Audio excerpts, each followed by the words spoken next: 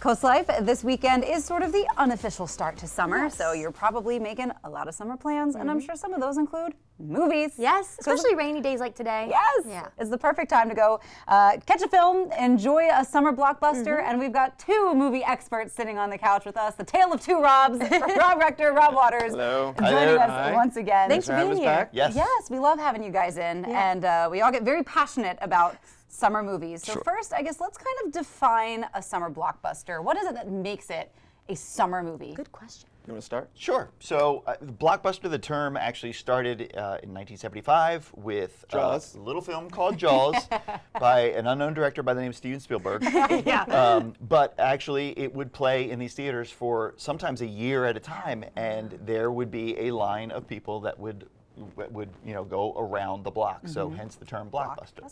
Cute. So ever since then, it's kind of evolved into like this is the time to really put your what's called tentpole pictures, your big big budget action pictures, and this like May is usually the start of the kind of rolling out the bigger ones.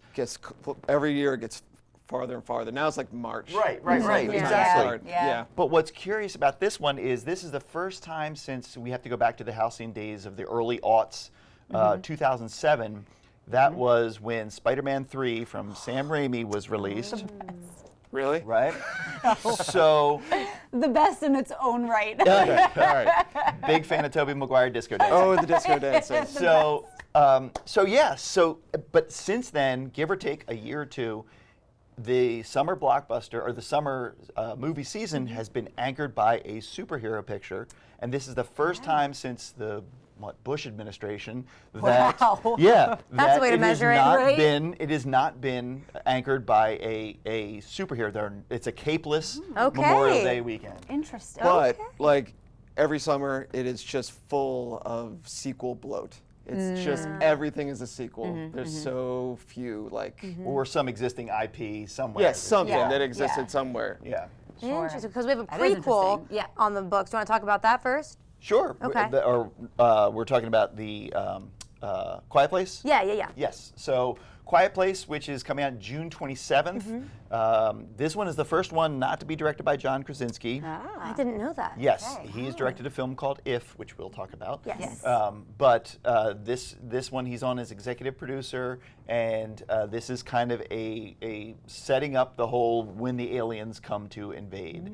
So it'll be interesting to see what a new director's vision will be on this. Sure. And, big alien invasion. yeah, and it's been successful thus far, so Cool. there's no reason to think why it wouldn't again because it's existing. I think it'll be, I'm excited for that one, but the prequel that I'm really excited Yeah. about is Furiosa Me that comes too. out today. Yes. Yes. The only, as we were discussing, the only problem I see is that Fury Road was one of the best films in the past 10 years. And it's going to be really a tough thing to top. So if you go in thinking it might be better than Fury Road, I wouldn't do that. Just go in and try to enjoy it. I don't have my expectations that high. Yeah, I think bring part of it the down. problem Yeah. with Fury Road was I had no expectations. I really just didn't know what I was walking into, and it was Blew the roof off. Yes, it was the perfect movie. Yeah, Yeah. it really was.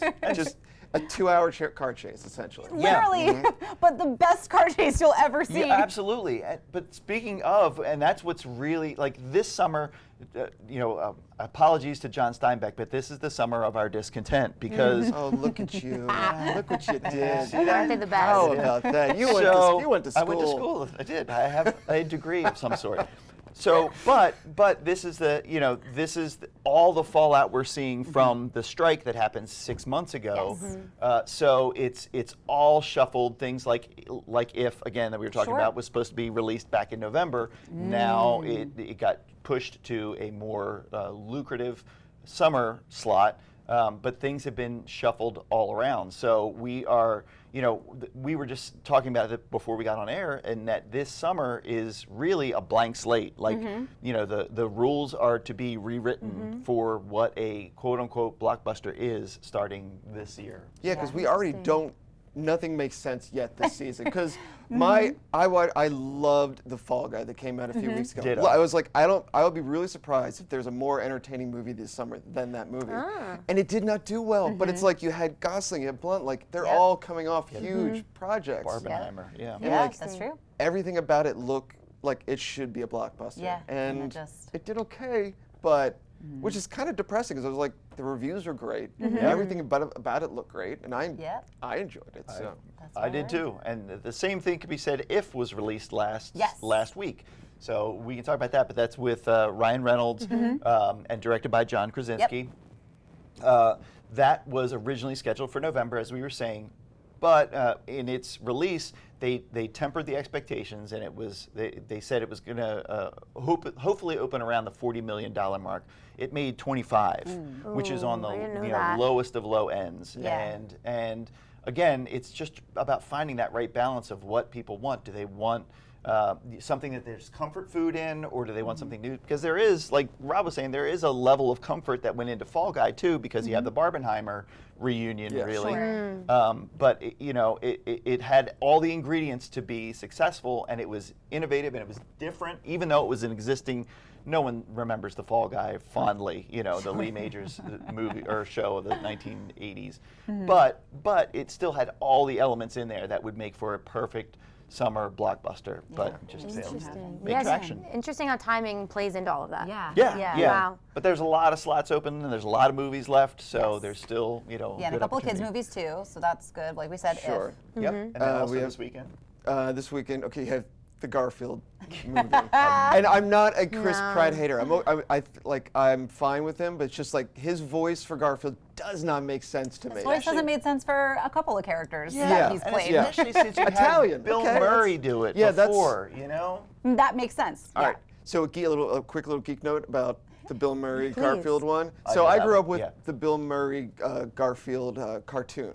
So they always thought Garfield should have like a Bill Murray voice. So they went to the Ghostbusters cartoon and got that voice actor to play Garfield in the original animated one. Right. Interesting. And then the live action one came out and they actually got Bill Murray. Very Which cool. is Now, can I out geek his story on that Please. one? Go too? for it. Oh, please. So it was directed by I think it was Joel Cohen, and Bill Murray signed on thinking it was Joel Cohen of the Cohen brothers, but the one was with an H, and he didn't know, so he signed on to say yes to this, because everyone was like, why would Bill Murray sign on for that? Yeah. He has Right. anything he wanted to.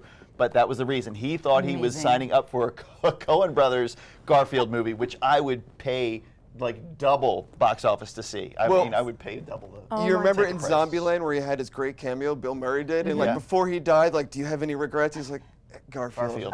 Garfield. I think. I do remember that. That's so depressing. I do know, though, that you guys also have a film festival Yes. coming up. Let's touch on Slower do. Lower before we let you go. Okay. Because I know some folks from our team also have a film in Yes. Yes. And it's going to be on time, right? It right will time be. back there. Yeah, Is it there gonna we happen? go. You All know, right, here we CoastLife go. takes up a lot of our schedule. He's nodding. I feel confident. I like it. Okay. You can't tell if someone behind our camera is in the festival, so now you're caught up. Yeah, so not this Sunday, but next Sunday, we're having the Slower Lower Film Festival, which is our all local shorts from all local talent around here. And how many submissions we got right now? About 15, I think. Ooh. Yeah. Which it's for great. Delaware, Yes. so Awesome. good. It's awesome. So It is. amazing. I'm Yeah. so excited. Yeah. You know.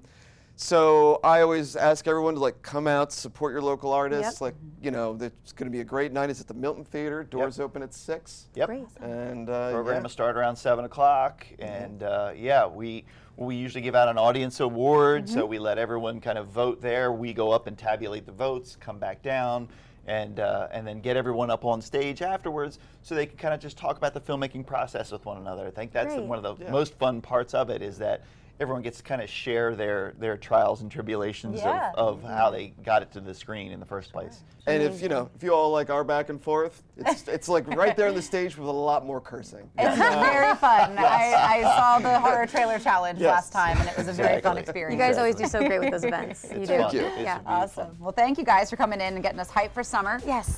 Some blockbuster films, and Yeah. of course the Slower Lower Film Festival. You don't want to miss that either. But you don't want to miss some more CoastLife that's coming your way. We've got a new four-legged friend to introduce you to when we get back.